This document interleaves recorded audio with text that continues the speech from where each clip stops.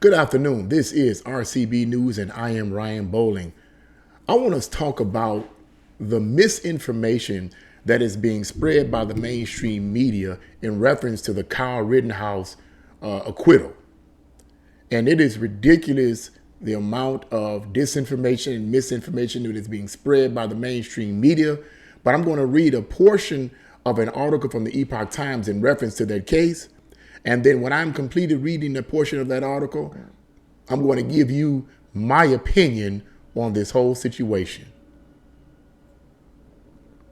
The title of this article is Misinformation About Kyle Rittenhouse Case Floods Social Media TV Networks. Kyle Rittenhouse shot 3 black men. Kyle Rittenhouse traveled across state lines with a gun. Kyle Rittenhouse had an AK-47. These are 3 examples of false information being spread about Rittenhouse, whose trial ended last week with his acquittal. Prominent influencers, including lawmakers and reporters, are sources of some of the misinformation, possibly disinformation, leaving experts troubled. On CBS's Face the Nation on Sunday, reporter Mark Strassman falsely said Rittenhouse drove in from Illinois armed for battle. On CNN's Como Prime Time on Friday, Harvard University professor Cornell William Brooks falsely said Rittenhouse was carrying an AK-47. The Independent falsely reported late last week that Rittenhouse shot 3 black men. Rittenhouse, 17 years old at the time, shot 3 men, 2 fatally, with an AR-15 in Kenosha, Wisconsin on August 25, 2020. All were white, as is Rittenhouse. The gun was bought by a friend and was picked up by the teenager who resided in Illinois from a home in Kenosha. Rittenhouse claimed self-defense and the jury agreed, clearing him of all charges after video footage and witness testimony during the trial showed he was attacked by all the men he shot. As soon as the Rittenhouse situation happened in Kenosha, the establishment media immediately created a narrative that would work with their particular preferred narrative. As we now know, that led to a good many mischaracterizations and errors at that time, Jeffrey McCall, a communications professor at DePaul University, told the Epoch Times in an email. By now, those media outlets are so committed to that narrative that they can't drag themselves to correct previous errors or provide accurate details today. This not only reflects that some media outlets work with predetermined ideological narratives, but that they are also too lazy to report facts as provided in the actual trial, he added.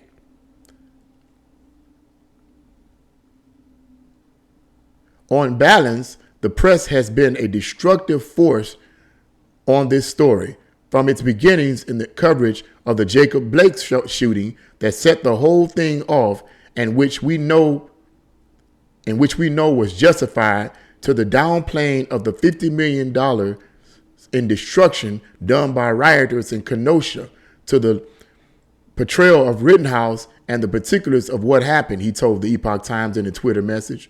There have been innumerable journalistic disasters in the Trump era, but this is the most blatantly reckless one of them all. And I'm going to end that portion of the article right there. But I'm pretty sure you all have already heard much of the news on the Rittenhouse case.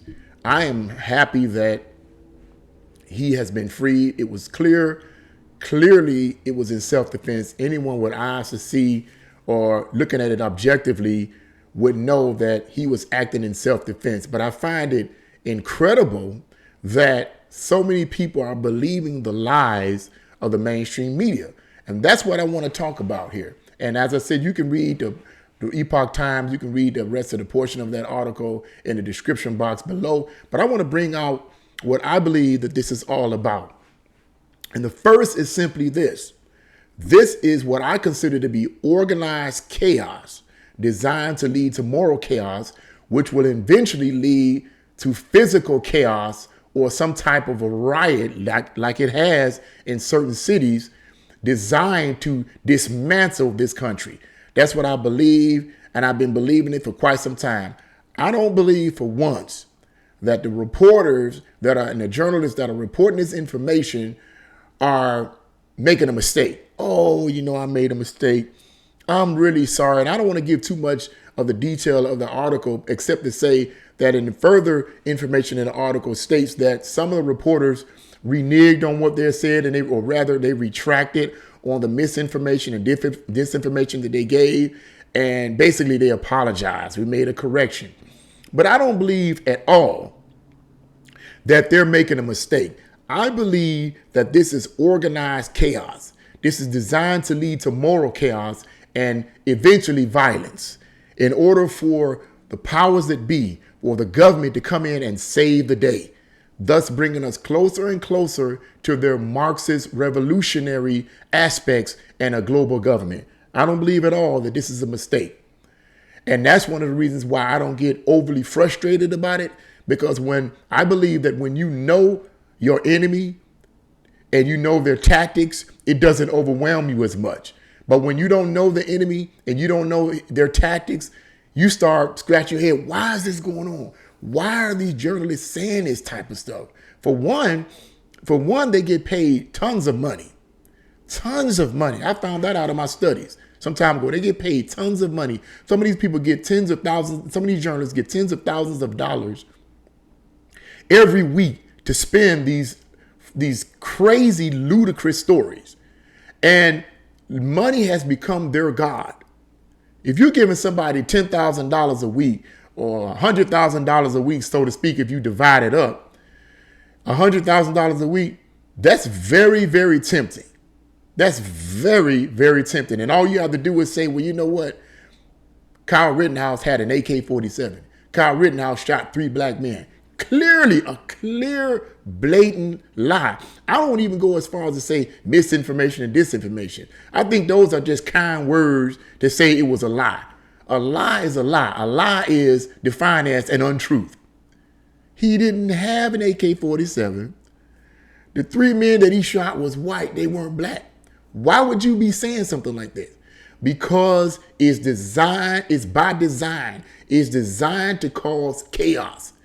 Nobody in their right mind would do this purposely just for the sake of getting ratings. What ratings are you getting to tell a lie? It's designed, I believe, to cause moral chaos, to break the country down. That's what it's all about. Another thing that I want to bring out too is that, and I found this to be true, most people are too brainwashed to reject false news instantly. Once people start receiving this false information from the mainstream media about Kyle Rittenhouse, once they start receiving this information, you got to understand how this information works first and foremost. Let me back up a little bit here because I'm going a little bit too fast. So let me slow down. Any kind of information, if it's false or whether it's good or bad, if it's repeated over and over and over and over and over and over and over again, it gets in the person's subconscious and it becomes a part of their subconscious mind. Okay.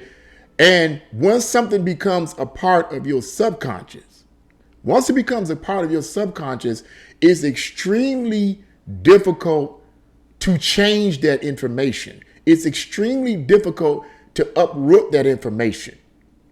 And what I'm convinced is that most people are too brainwashed to reject false news instantly, which simply means that if you come to them with information that contradicts the information or the false information that they've been repeatedly receiving from the mainstream news, right off the bat, they reject it. What you're giving them is the real news. It's the truth, period, bottom line. But their minds have been subjected to false information on a repeated basis to the point where it has become a part of their subconscious.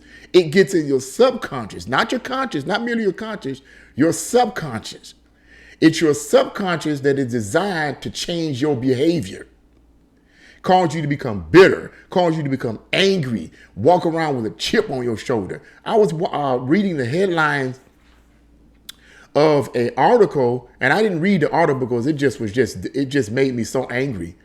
I was reading the headline of one particular article that had a bunch of people. I think it was in Portland, Oregon, which is no surprise. Had a bunch of people, black people in Portland, Oregon. This one picture, one lady raging, looking like a fool, raging. And it had at the top, riots started. They had signs. That's what it was. It was signs saying we need to get rid of white supremacy or something along that line. And I couldn't help but say to myself, people have been so brainwashed that they're going around rioting, pushing the idea of white supremacy when the 3 people that got shot was white. How can you be a white supremacist if you're destroying the very people that's supposed to support your ideology? This is a sad, sad situation. But as I said, I don't believe it's by mistake. I believe it's designed.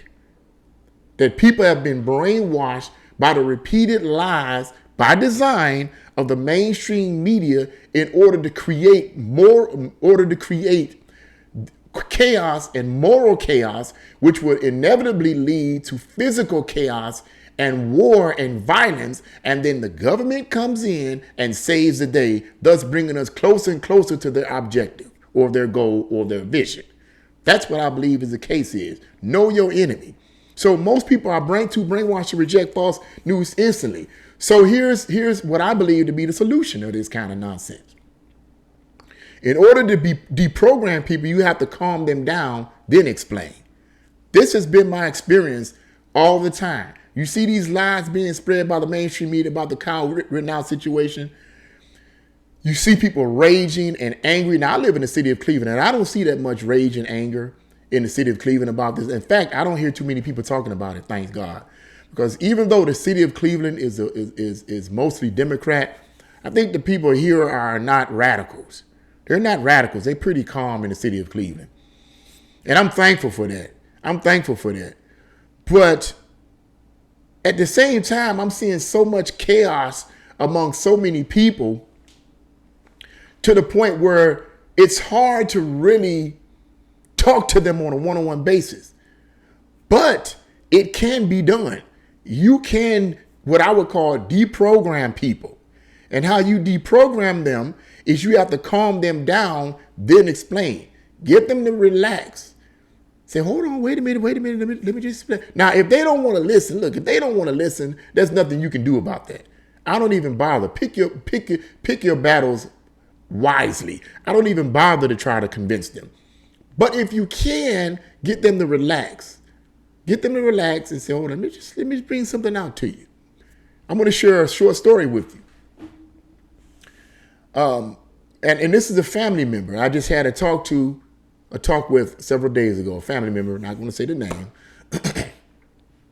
And the subject of politics came up. And I'm trying to say this in a way that is not offensive.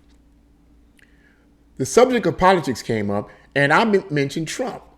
And immediately she got upset and angry. Well, he wasn't a politician. He just wasn't a politician. And, and he was, and what was interesting to me was the fact that some time ago, I had explained to her about Trump and his policies, not his personality, not how uneloquent he is or how unpolished he is in his speaking abilities. I didn't talk about that. I talked about his policies, and I explained to her many months ago what it was all about, what he was trying to do. And she sat down and listened, and she literally told me, she said, "Thank you so much, brother. I love you." She was calm, but I guess she's still watching this mainstream news. See, when you go back to poison, you get poison. So evidently I'm pretty sure she started watching some of this mainstream news nonsense. They got in her head again. And so when I mentioned his name, she started suffering from Trump syndrome derangement. So I'm like, so what I did, I said, okay, wait a minute. Calm down, relax, breathe. There you go. I had to literally calm her down in order to deprogram her with new information. And before in fact, and once I got her to calm down, I said, you know what, you sound like a lot of these people out here that I deal with out in the streets that talk when I talk about politics, getting all upset and fussing and mad and over nothing. And when I asked them why you mad, they said, well, I don't know, I'm just mad. Man, don't you think that if you don't know why you're mad, that might pose a problem? If you cannot articulate why you're angry, that might be a problem. Come on now. Come on. Let me be professional. So I finally got this family member to calm down, relax, chill. And then I began to explain to her what it was all about. The difference between Trump's policies and Biden's policies and politics. Because she's like, I just hate politics. I'm just sick of it. And I'm just do. And I says, well, excuse me.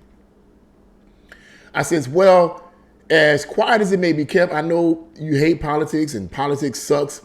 But here's the truth of the matter, whether on a local level, state level, federal level, the people that you vote for, you don't vote, because she said she didn't vote at all. Okay, but you not voting is not going to solve anything. Well, I'm just not going to vote because I'm sick of politics. That's not solving the problem. You need to, nobody ever said, when I tell people to get involved, I don't say become a politician. I wouldn't want to become a politician because I've been to slap one of these people. Because I'm sick of all the lies and deceptions from both sides. So I don't want to be bothered with. I don't have the patience nor tolerance for lies and stupidity. So I don't want to become a politician. I do what I do here. But I said, no, it ain't about all of that. I told this family member, it's not about all of that. I said, whether you vote or not, you not voting. Okay, you say you not voting. I didn't vote. I just didn't vote. I didn't vote for that. I didn't vote. So is that solving the problem? Because the truth of the matter is, I explained to her, the truth of the matter is that regardless of whether or not you get involved or not, politics, it means something. The people you vote for or you didn't vote for but other people voted for has a direct effect on your life in terms of finances and other issues. I said, and if more people become informed and educate themselves on the Constitution and the Bill of Rights and the Declaration of Independence and other things that they need to know to empower them, they would be able to fight the powers that be. But you can't fight the powers that be if you don't know how to fight the powers that be. You fight the powers that be with information. You fight them with information. So, and as I began to explain that to her, she began to calm down. She says, oh, okay. So hopefully I'll still be able to go over her house for Thanksgiving dinner. Okay. She did invite me over for Thanksgiving dinner, but this is before the discussion of politics. So hopefully she'll invite me over for Thanksgiving dinner. But nevertheless, I just wanted to bring that out there. This misinformation that's been going around about this Kyle Rittenhouse story. Look, folks, we have to stay informed. We have to stay on top of the game. We have to be persistent and stand on what we know to be true. One of the ways in which you overcome falsity and lies is standing on the truth. One of the things that the mainstream media culprits and the manipulators behind the scenes want to do, they want to get people like myself and others to give up. They want to wear you down with lies, wear you down with false information, wear you down with trickery and deception. If we just keep doing this and keep doing this and keep doing this and keep doing this and keep doing this, eventually they're going to stop. But guess what? If all these people who are giving the truth or the other side of the story stops, then the radical left, communists, Marxists, insurgents, among others, is going to completely flood everything and completely take over everything and get us. And from that point on, that's it. It's over. It's voices like us that's crying in the wilderness of falsity and the wilderness of lies that's keeping the far left from taking complete control. That's why that opposition is there. That's why it's there. And that's why it hasn't gotten as far as it could get, because you have people crying out in the wilderness of false lies. So I just wanted to say that, bring that out. If you guys have any comments, please leave your comments in the comment section below. What do you think about this? What do you think about this whole idea, these flat out lies that the mainstream news is spreading? Do you think it's a mistake? Do you think it's planned chaos? I believe it's organized chaos. I don't think it's a mistake. They're paid to spin a lie, and I know that they know in their heart, these journalists and reporters know in their heart that what they're saying is not true, but they're saying it because they're getting paid huge sums of money to do it. And the powers that be that are working behind are trying to create moral chaos. It's purposeful. They're agents of chaos. That's what I believe. But what do you guys believe? Leave your comments in the comment section below. If you like this video, press the like button, share this video, and subscribe. God bless you all, and see you again on RCB News.